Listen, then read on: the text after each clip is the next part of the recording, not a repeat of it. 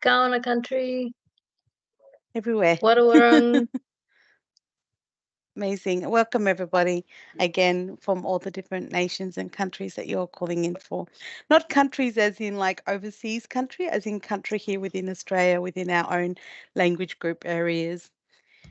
Okay, so ngai kini Lavinia nya ngai rona lori Japan to be woman, what kunka wanka nyundo la korkwari, and ngai rona wanka walta nyundo la wanka ngai walta juda ngura popa nyanyawara.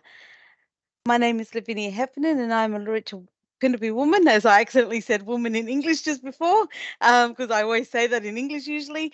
And I am from a community called Popanya, which is 3 hours west of Alice Springs. Leonora.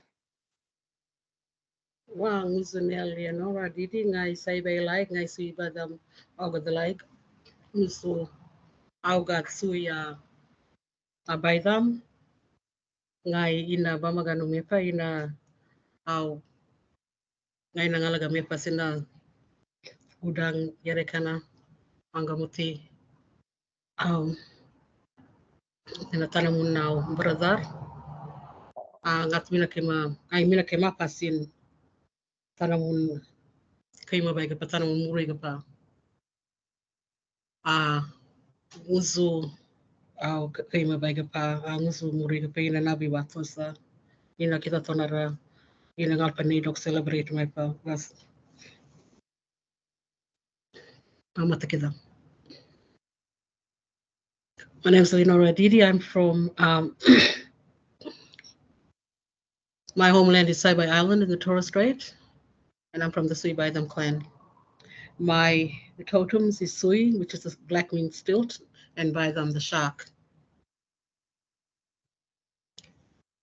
I speak Kalakaua and Yumplatok, and I'm certified in both Yumplatok and Kalakaua. I live on Bramaga, which is the Northern Peninsula area in Cape York, and it's on the lands of the Gurayarikana Angamuti clans, tribes. Yeah.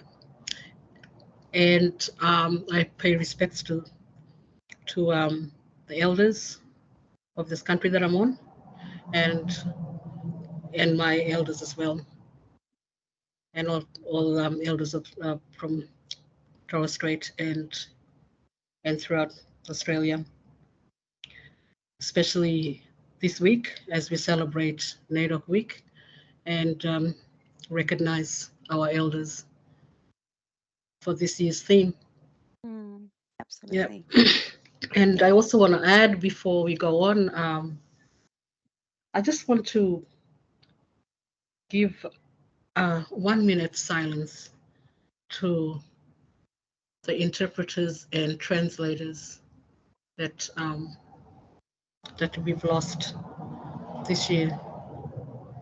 Some of them have made a very big impact on our industry.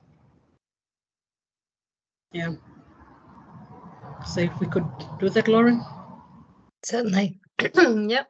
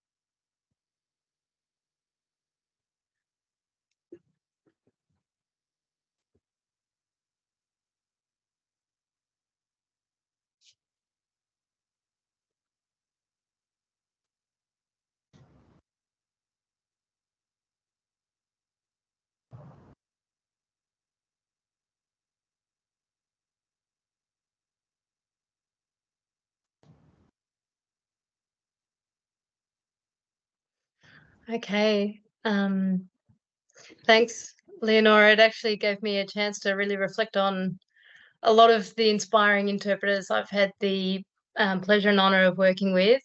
My name's Lauren. I'm a non-Indigenous Australian who grew up in Melbourne speaking English and learning other international languages, then studied linguistics and fell in love with languages, and have so much respect for all the work that Aboriginal and Torres Strait Islander interpreters do around this country. I've had the honour of working with people in the Northern Territory when I used to work with the interpreter service there, and for the last couple of years here with NAATI.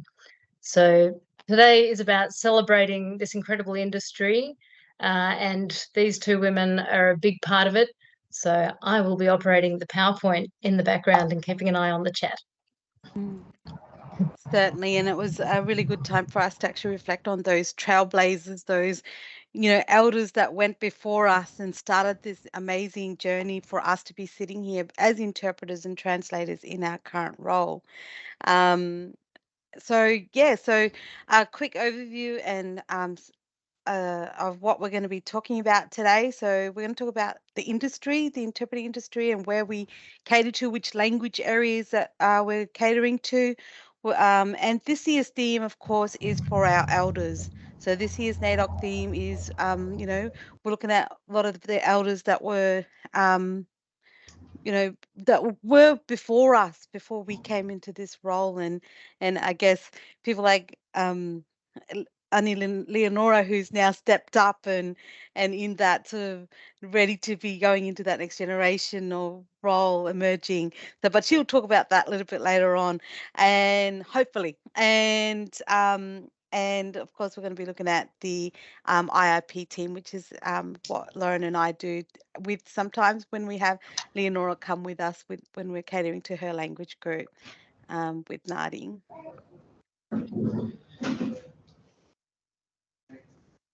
So the Indigenous interpreting industry snapshot, I'm going to handball this over to Lauren to talk a little bit about this map and what this map means. Yeah, we find this is a really nice map to explain, where a lot of the interpreting industry operates around Australia. It's always great to start with a visual. It came from the National Indigenous Languages report that came out in 2020 to talk about where people are learning Indigenous languages, where kids are learning Indigenous languages as their first language. You can see there's the spotted area around here. Oops, put up here some of the Torres Strait and the top end, patches here around the Kimberley where traditional languages are being acquired by children as first languages. And this crosshatch is more new languages like Creole and Yumplatok.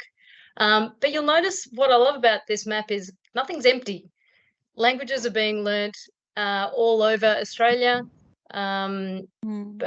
These areas where it's being acquired by children as first languages and elsewhere as second languages. So that's a good indication of where the interpreting industry happens, as well as where people from this part of the country go to access services. So in major hubs for health services and the like. And I guess my language group, if you go back to that map, Lauren, I'm from that big middle patch in the middle there of the Western Desert languages, goes over to the WA border. It's the Luritja language group. And Leonora? Yeah, if you can just bring up that. Up this end. Yeah, the other map, that one there. Yes, so that's Saibai Island. That's my island up there. So there's 3 islands actually. The other one is Duan. So that's where Kalakaua is spoken in the 3 languages up there. But they belong to a bigger language group called Kalalagauya, which is spoken just at the map where we're looking at from York Island onwards, Masig. That's Masig, yeah. Mer, on the other hand, that's the we call them Eastern Islands, or that's the Meriamir group. That's a different language altogether. Yeah. Yeah. So these are all like the dialects that are spoken on Badus and Warber, Yama, Welbia. Those very endangered language group there. I think there's a handful of elders that are speaking that language today. But big revitalization going on in the Central Islands there. Yeah. And Yumpla Talk is spoken, or Yumpla Talk is the Torres Strait Creole language, and it's spoken up in the Torres all over Australia actually, where our people live. Yeah. Yeah. This is another interesting map just to highlight which languages have NAATI certified interpreters, which reflects a lot of where the work is happening in this industry. Not all languages that have interpreting work have NAATI certified interpreters, which is part of why Lavinia and I are working on this project.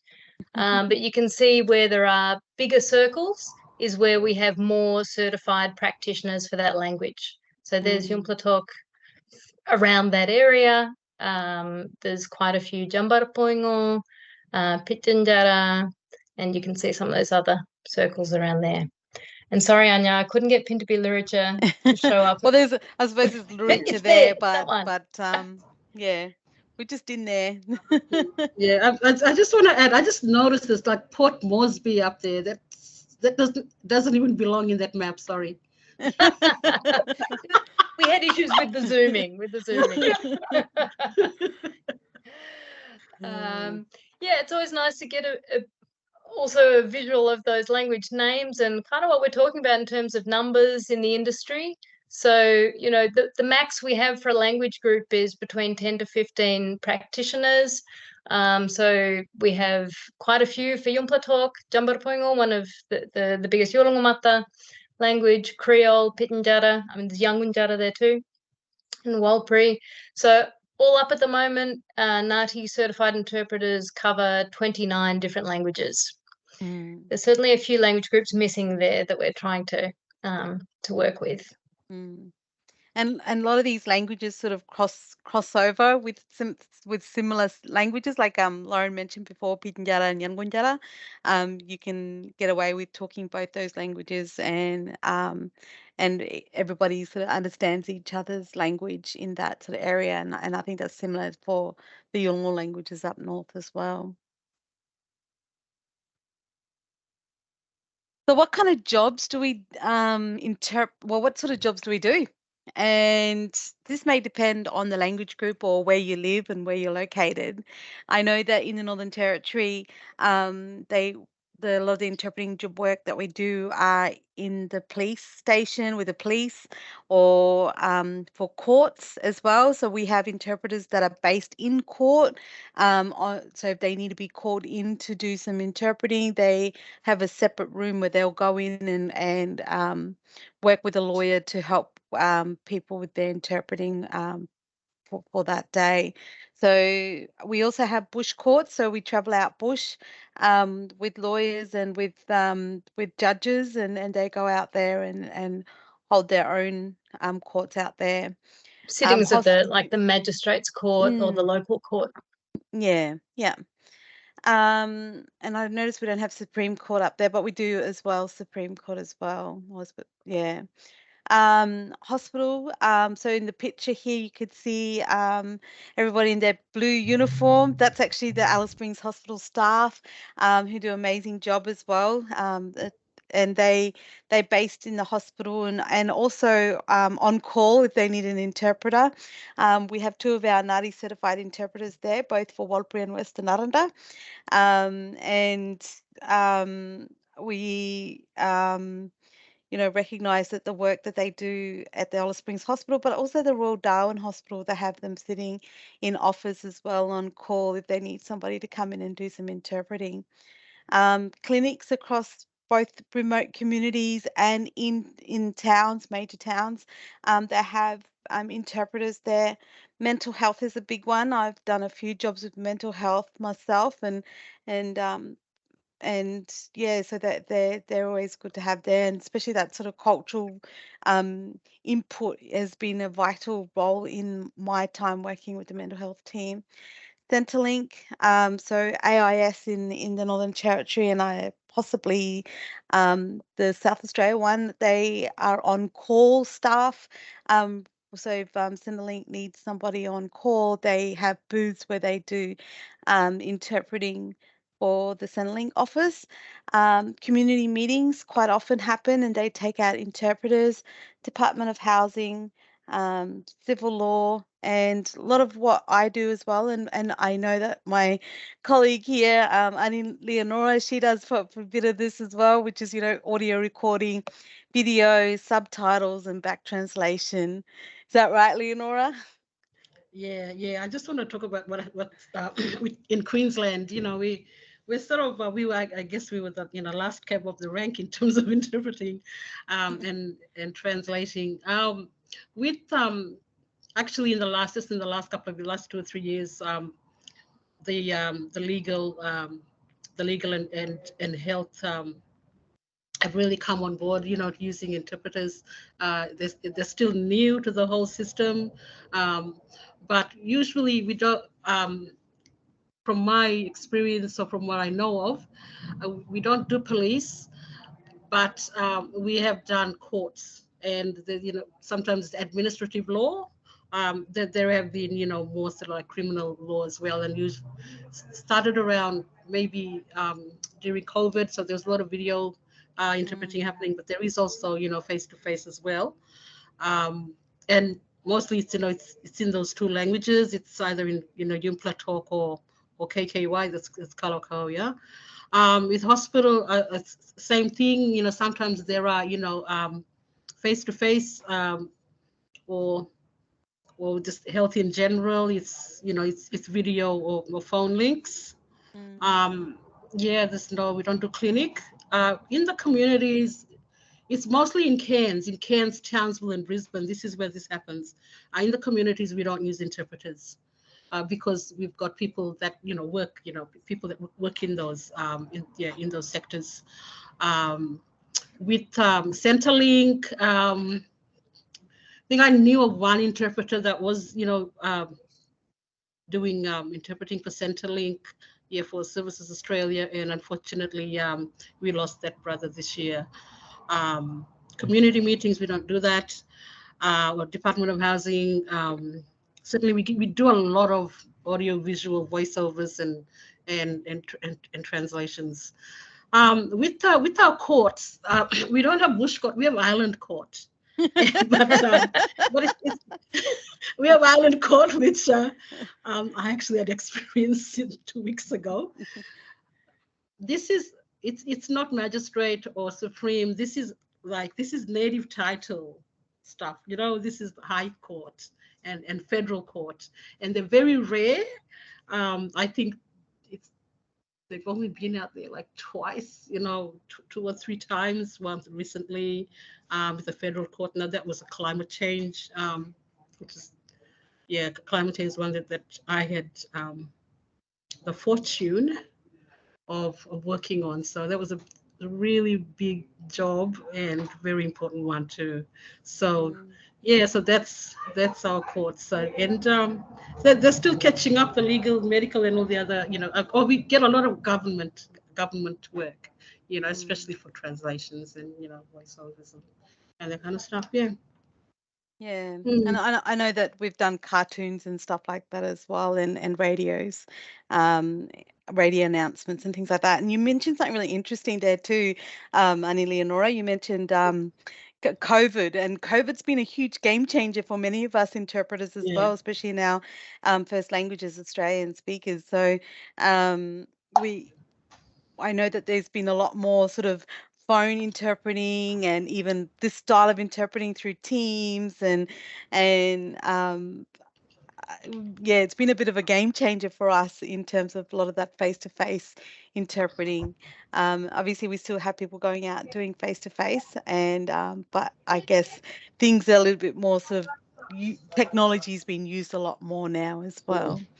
And most of the work that happens are in the Northern Territory, Western Australia, South Australia, and Queensland, like the languages. And there's like language services that are based in the Northern Territory, South Australia, and Western Australia that are specifically catered to Aboriginal languages. Yeah, in Queensland, we don't have a specific Indigenous interpreting service. So most of us are, like we're just, independent operators, but we are signed in with agencies as well, so, and also with the Indigenous interpreting services that are around the country. Yeah, we're also members of those as well. Yeah. Yeah.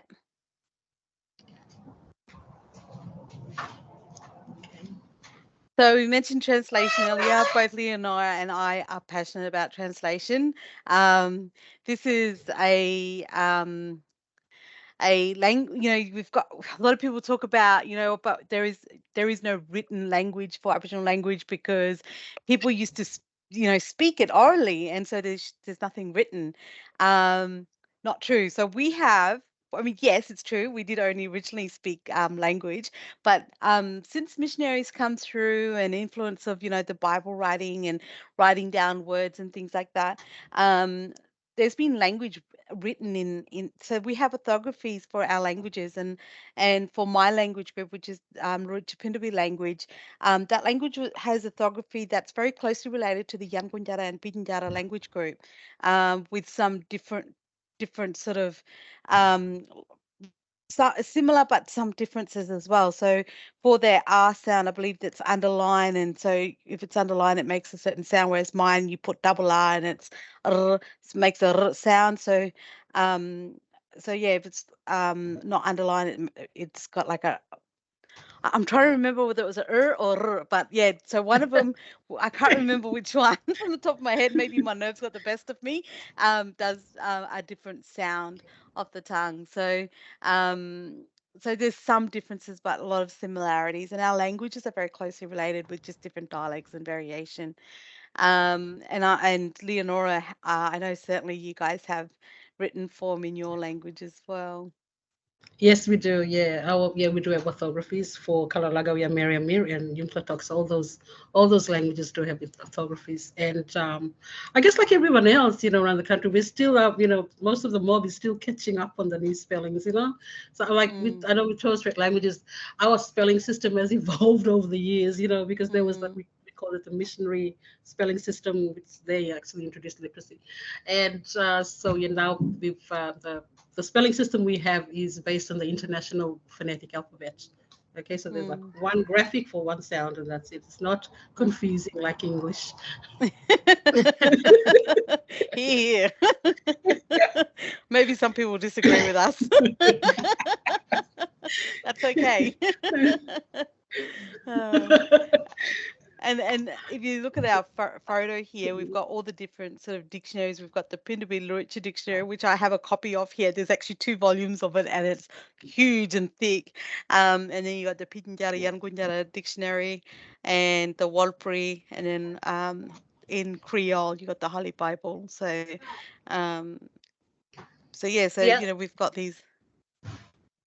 The other screenshot I popped up there was of the Gunwingu online dictionary. There's some amazing online dictionaries coming up now too. And in fact, my brother was involved in the Indigimoji, which is, an app on the phone where you can find Aboriginal languages and words on your phone as well. There's one in the Aranda language, which is in Central Australia, and he just recently did the Kadich one. And there's other language. I know that there's, I believe they've got Wiradjuri and stuff as well around. All the different exciting apps that are around. There is demands increasing for language resources, especially we've especially noticed this in the audio and written form that's been sort of especially recently with, I'm going to talk about, but the voice, and the constitution, the referendum, we've just been bombarded with work for that. So so there's been a lot of sort of, even for COVID, when COVID came in, there was a lot of stuff that was coming in. For that as well. A lot of demand. I think there was a lot of, but during COVID, I know that it was us, the interpreting services, that really pushed for that, because I think we were forgotten, in that all the information was coming out in all the other languages, but not in our own languages. And it was really the push from community that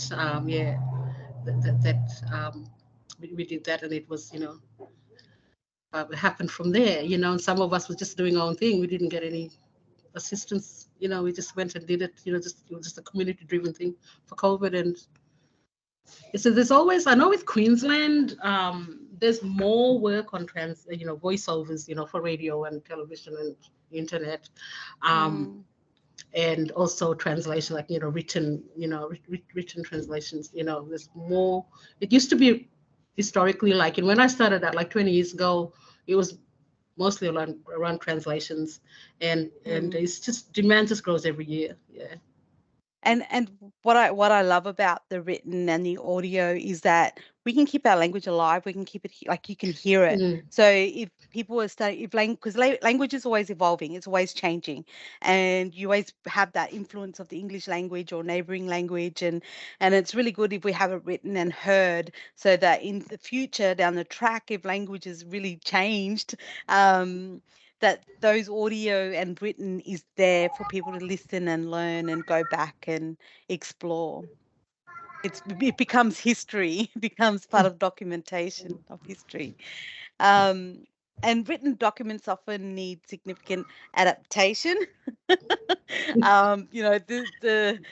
The English language just absolutely loves big titles, like nouns for titles, and neat and tidy, and really lovely little headings, and it just doesn't always transfer. Like, I don't know about you, Leonora, but to my language, it does not always transfer so nicely. And then you got this sort of literal translation that doesn't even make sense, because they want this word that aligns with each other, and it just becomes a little bit messy, and you're like, oh, I don't know whether that actually means what they're saying in English, or it becomes a bit cringy. Like, even with the the NAIDOC, I've had curveballs thrown at me, the NAIDOC themes over the years, treaty, as what treaty. I mean, I spent a whole day talking about treaty, talking to another, another Torres Strait, Kalakaua linguist, about just trying to translate the word treaty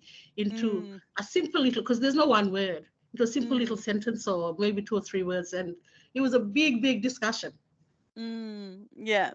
No, I hear you. I go through the same issues, and sometimes even some of the Aboriginal English words are hard to translate straight into language as well. And it's interesting what we have, what challenges we face as interpreters and as translators when we come across this work. It's a constant conversation, isn't it? So, like, that's the interesting part of it. So you're educating the clients who are asking for the translations at the same time a lot. Absolutely. Yeah, I know when I first started, doing translations for this particular non-Indigenous agency, and I'd be doing these pamphlets for some government organization, and they'd be like, that's a lot of words in there, and why do you have, in brackets, this and that? And I have to explain that concept. I just can't say the word, That's right. They're going to understand why. Yeah, I have to explain what it means. The Constitution is a classic example. Oh my God, tell me about it. Oh yes, I and the referendum too. While we're on the sort of the subject that's happening at the moment, the big work that we've been sent out to do lately. But so there's mixture of language service providers where people will work in groups and do translation work. And they believe up in Darwin, they've got something there where they work as a group in the language services. And I think Menzies as well has a group, don't they, Lauren? Shout out to the Menzies team. And like the language centres will often work together, and within the interpreting services have a few people involved in that process. Yeah. And then you've got the sole practitioners that will go out and work on their own. I certainly like to work in a bit of a team. I always call back home to country to make sure that what I'm speaking is current and everybody's understanding what I'm saying as I'm, doing a bit of after I finish the translation, I check to see if they understand what I've said and written, so so that everybody's on the same boat. And then I've got someone who does quality check work for my work that I do. We do it in English. Why not in our first languages? want Yeah, good quality work. Quality control is really, really important, especially, when you're working as a sole practitioner, which I have, I always have these, people that I will go to and check, make sure that, whatever is put out there, has been through that quality check. Mm. So there unfortunately is little or no formal translating training available for many of us. I was very fortunate to grow up in a time and era where bilingual education was really important in the community that I belonged to, and having parents that were also bilingual and educators themselves, and linguists themselves. So I was exposed to that at a very young age. To try and upskill and work on these sorts of things, there's just not much available out there. I don't know whether, Leonora, you've come across anything or found anything that, in terms of training. No, look, the searches that I've done in the past, it's all been like master of translation qualifications offered at a master's level. But in the past, Bible people, SIL. Yes, they, I am. Yeah. they were offering, certificates in translation, but only if you're working with them translating Bibles, so that, so that was it. And hopefully that's going to change in the future, Lauren. Indeed, Leonora. So as Leonora regularly points out, NAATI don't currently test translation in Indigenous languages, and really that comes from lacking the formal training as that first step, which is something, that we certainly all want to address, because we can see that this is a growing area. Yeah, it's funny because I saw a master's degree also at one of the universities, but the catch was you couldn't speak your own language as a first language. I was like, well, how am I going to ever upskill my skills? Because I already know my language and I already speak and read and write in it quite, I think confidently. But it's one of those things that sort of is hard to do. Anyway, let's move on. What's currently out there? So, let's look at what's out. Well, this is a bit of work that both Leonora and I have produced in the last few weeks, months. It's very, very new. So we've got if you've never heard an Aboriginal language being spoken or seen the written form, here's some examples of the work both Leonora and I do. And we're going to listen to a recording of Leonora in her language, and then we're going to have a listen to me as well after this. Australia no ngalpa kaya umay pa. In a referendum bangalay mani amadan wataw tapa. Keda meet keda in a constitution says mani ngalpa Aboriginal and Torres Strait of Mabaigal. Alpa sibwana main sita muino sena biadal to seno. Ngalpa nyangu kudu pakargay pananga sena bangalay mani yaw inabisa nel Aboriginal and Torres Strait Islander voice. Ningo sana kita sonora. Keda zungu keda. In a 2017 anu delegatal ngalpa Aboriginal at Torres Strait raw muraga gatungu garwi da maidin tanapala din inabitusi uluru statement from the act. I always love listening to your voice. It's really soft and warm. It feels very warm. Didn't feel warm to me. I was like, it's those tricky words that we've got to try and put into our language that sort of trips us up, isn't it? I know. We're going to now listen to the Pindapi Luritja, and we're going to have the poster up so you can follow along to what I'm saying in the poster. Mulla yi kwarija 2023 nga kapmandangola nyalti ni referendum nga powder injago. Referendum wanangana na powder milara lutina pondo chinji milara nyuwa na palyalko. Australia nyangwara chutango powder milanja chanonga kapmandango jingo lutin na panya constitution chinji milalko. O jingo constitution rawango ya kanyilko chinji milanja wiyango. Constitution panya kap mandairi di jango chunno. Constitution nga chanya putto ini wanango chinchi milalpai. Australia nyanguraya pauta milanja wanonko kucho Constitution nga chanya chinchi milalpai. Kap manda yiri.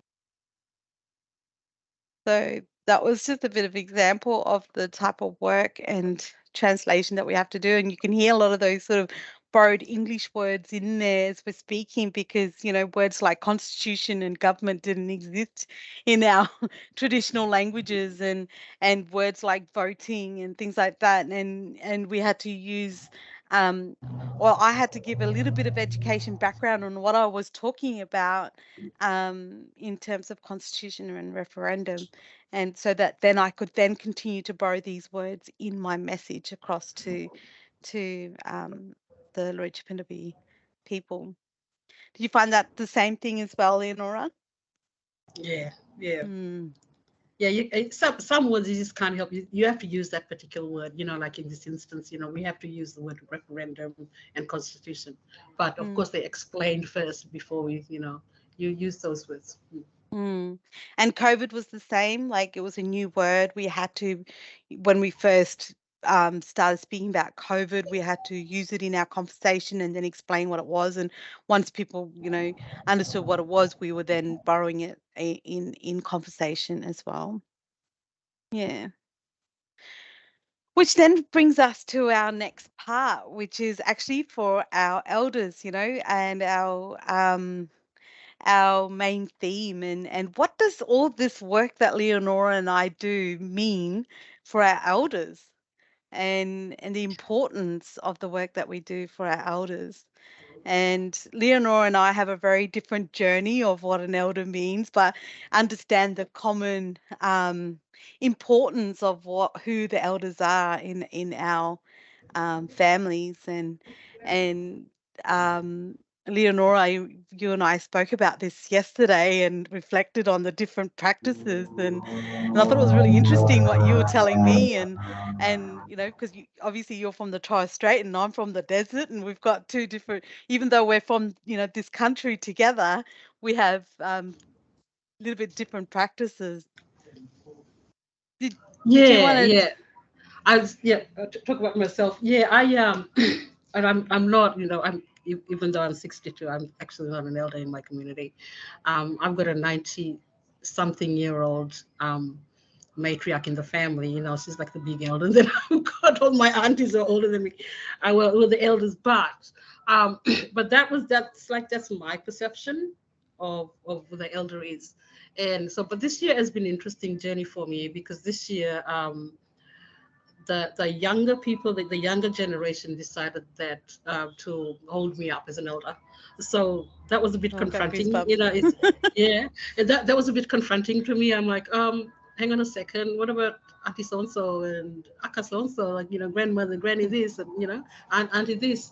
But then, you know, it's sometimes, you know, it's you have to look at the perception that other people have, you know, particularly younger people, and they actually, you know, put me up as the elder. And this NAIDOC, you know, one of my nieces got on NITV. I think she was doing something for NITV about, you know, who the youth, our youth today, like, you know, who they see as an elder, you know, as you know, someone to look up to, inspires them. And I got a shock of my life when my niece nominated me as, you know, as someone that inspired her, and then it was okay. It's out there now. It's gone national. and another cousin, you know, they did a resource for NAIDOC as well, you know, for this year, for this theme for NAIDOC, and so they had, like, I think it was 3 or 4 elders that they nominated, for, you know, for the children to study. And there's Archie Roach and one of the uncles, you know, you know, elder in the Torres Strait, and little old me. And I was up there with them. I'm like, and it didn't occur to me, like, the gravity of the situation until my cousin was just going on about it. Oh my God, wow, you're up there with Archie Roach. And I go, what? Oh, okay. You know, so I'm not, it's very humbling. It's a very humbling experience. And as I said to my niece, when she, you know, put me up on NITV. And I said to her, I said, look, because she was saying, thanking me for the cultural guidance, because I'm like a cultural, guide for her, a cultural teacher. And I just reminded her, I said, look, I'm your big mom, I'm your mother's big sister. And in our culture, it's the aunties, the mother's sisters, and father sisters, they have the role of teaching culture to the daughters and the uncles, the mothers, brothers, for the sons, So yeah, so I was just doing, what I was, what is my cultural, duty and obligation.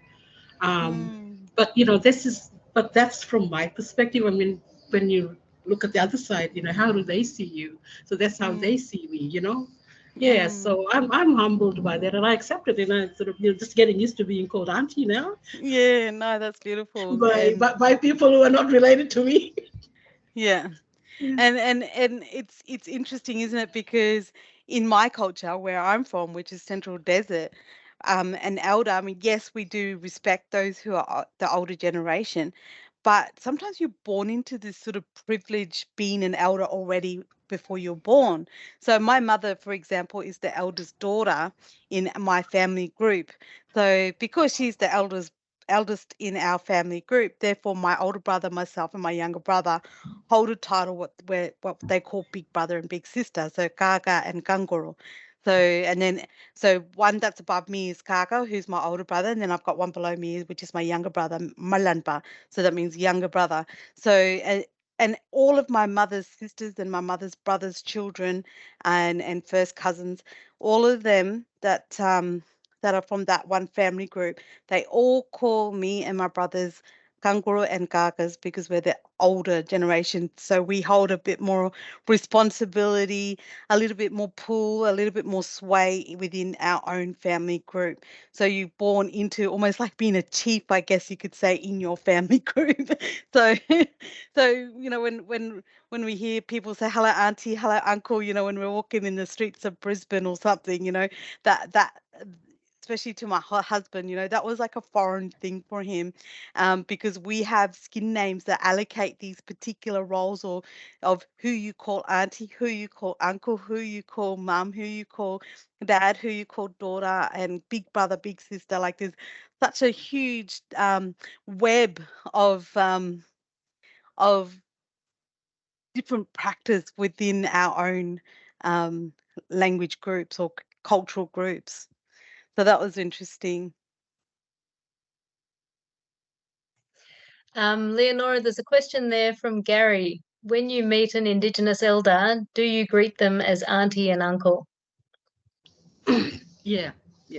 It's just it's protocol, and sometimes sometimes you don't really know how the person feels inside, but for us, to not to call someone auntie or uncle is rude.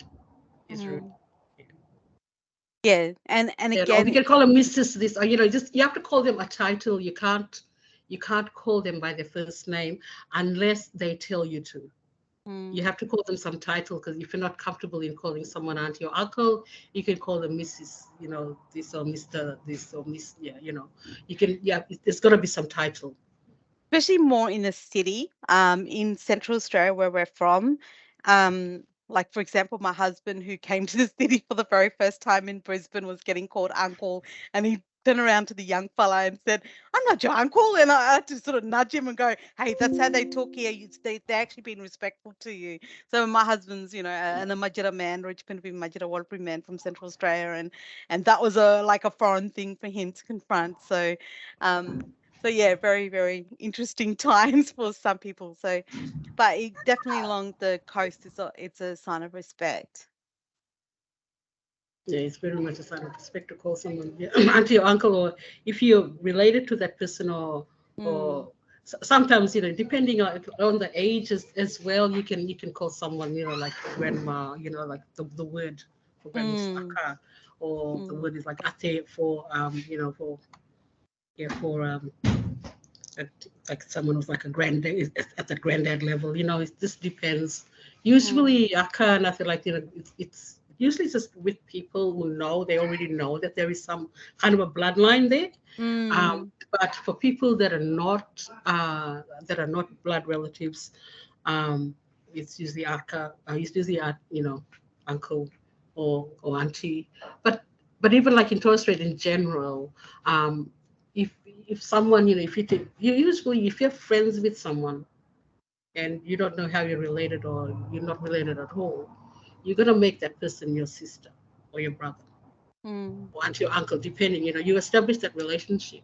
So all your children and yourself, you're gonna call that person accordingly, what that relationship is. Yeah.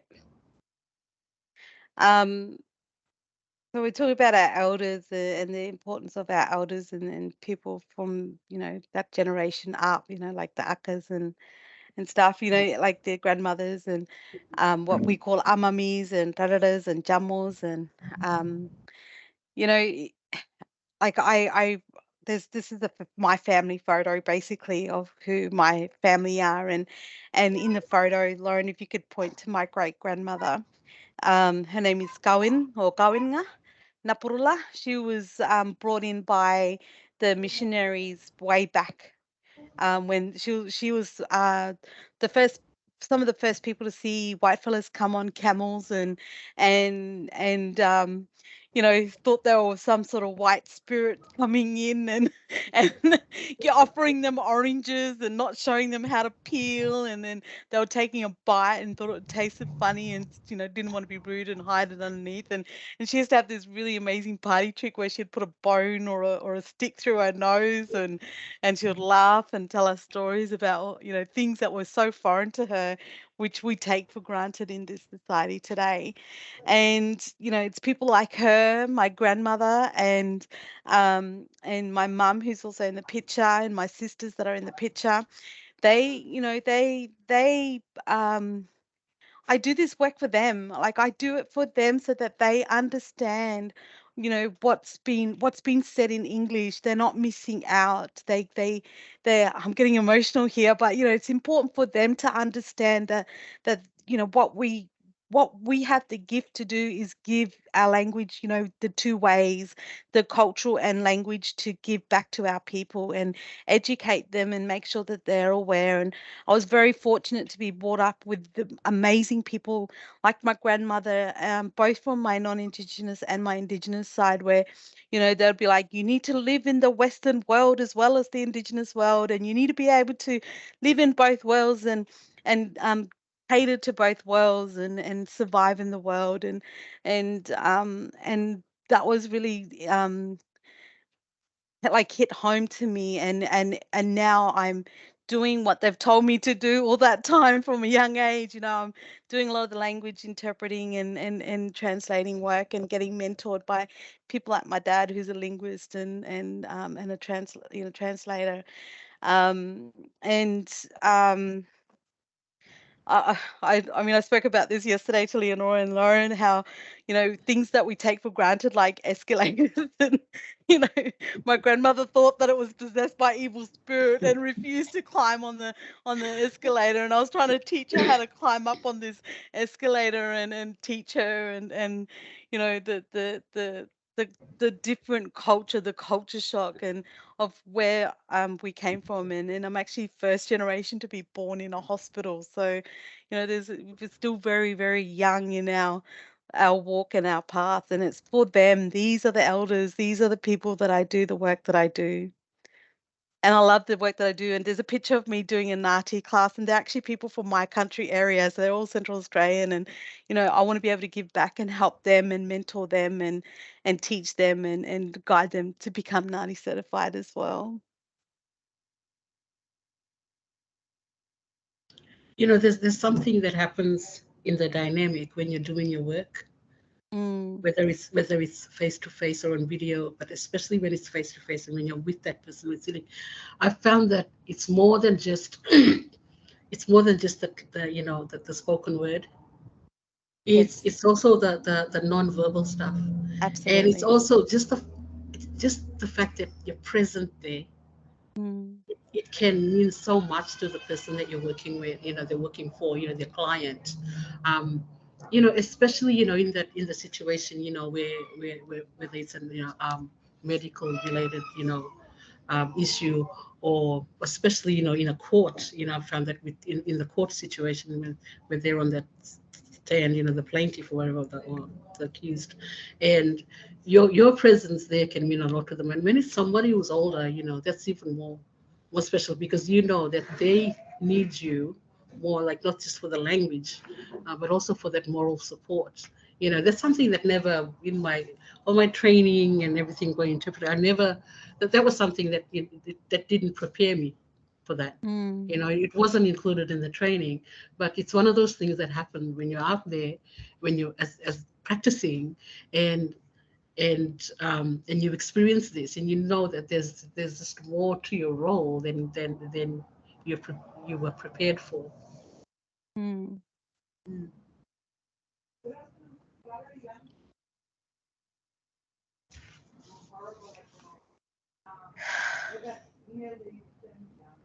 How you going with the Powerful slides, words, Lauren? ladies. I'm misting up here. Okay. So, what did we do with NAATI? Like, what the NAATI Indigenous Interpreting Project. So, what sort of things do we do? Lauren, would you like to speak to this? Sure, I get to do the boring bit. Not at all. We No, have it's the fun actually one of the too. best jobs in the world. NAATI has accredited Indigenous language interpreters since the start of the NAATI system, but it used to be just through approved courses and independent testing. But since 2012, NAATI has had staff that go out and run testing in collaboration, obviously, with interpreters, with other organisations. And that's what Lavinia and I are a part of at the moment at NAATI. The whole And goal Leonora, of when we use Leonora as our mentor and interpreter. Definitely. And our overall goal, of course, is to increase the number of certified interpreters in Aboriginal and Torres Strait Islander languages. And we receive funding from the Commonwealth Government to be able to run these tailored workshops and to be able to go to where the people are to test them, because they're not in Melbourne, where our big NAATI office is, and in Sydney. Anya, do you want to talk about what we do? Sure. So, as Lauren mentioned, they're not based in, Sydney or Melbourne. These offices are based in the Northern Territory, WA, top end of Queensland, and parts of South Australia. And a lot of the work that we do, we cater to all these locations. And when we do our workshops for ethical and intercultural trainings, we do it all online through Zooms and webinar type training. So there's a picture here of everybody tuning in, and people have tuned in with flies hanging around out in the sticks, and even on the island, people have sat on the island and called in as well. And we've also, because there's not much training for us interpreters as well as translators, so sometimes we run PD webinars, so which helps our NAATI certified interpreters towards their PD points to become recertified. We have recently done our very first online testing, and hopefully some more to come down in the future track. But usually we do a lot of our CPI testing workshops face to face. So Lauren and I will pack our bags and go to Alice Springs, Cairns, Darwin, Adelaide to do these face-to-face workshops for their before they do their tests. And then after that, we like to go out and present their certificate to them and celebrate their little wins. Yeah, so we end up doing a lot of hours of training. We haven't done this year's stats yet, but the year before we did over 900 hours of online training with 83 different practitioners from around Australia in 30 different locations just in that year. We run those ethical competency courses, the intercultural competency courses, and the CPI testing. And it's great when we get together, isn't it? Like, 100%. you know, we didn't love being online with COVID when we had to, but it's so cool that we can get together, so many people from different language groups, experiences, older generations, younger generations, different dialects and varieties, like geographical varieties of the one language group. Yeah, there's some beautiful learning opportunities. And you see the pride in people when they're working together, and when people have the haha moments, and the mentors who play a significant role. I mean, Auntie Leonora, she's one of the mentors, and in the photos you could see down on the bottom right hand side, we've got Inawinji and Harry, who also played a huge role in mentoring the Pitjantjatjara speakers like Don Barry, who's gone and doing amazing things. And up on the top we've got the three Walpuri women. We've got Auntie Teresa Ross, Auntie Christine Spencer, and Auntie Bess Price. They're all mentoring around Auntie Christine and just working towards getting her NAATI certification, and being present amongst people that are are really proud and happy to teach and educate. And you can see on the bottom left side, Auntie Leonora, when she helped all the and Bala Eddie, they did a huge work, like up in Cairns, mentoring and working with our future generational interpreters and trying to get them across the line. And we've hit the 2 o'clock mark. It's 2 o'clock. Wow. It's been right on time. Yeah, it's been fine. It's been great. Thank you everybody for joining in. And I guess sorry, Auntie Leonora, I guess what we've written up here is in my language, Kala Palla, and in Auntie Leonora's language. Yes, so thank you. And Lauren. Thank you. Cheers. Thanks everyone for coming. Yeah, well, goodbye. Yeah. Thanks for joining Happy NAIDOC week. Happy NAIDOC Happy week. NAIDOC. I believe you ladies are an inspiration. Times. Thank you very much for sharing your stories. I don't know whether we have time for question, Lauren. We'll stay online for a little bit. We'll press stop on our recording. But thank you everybody for coming.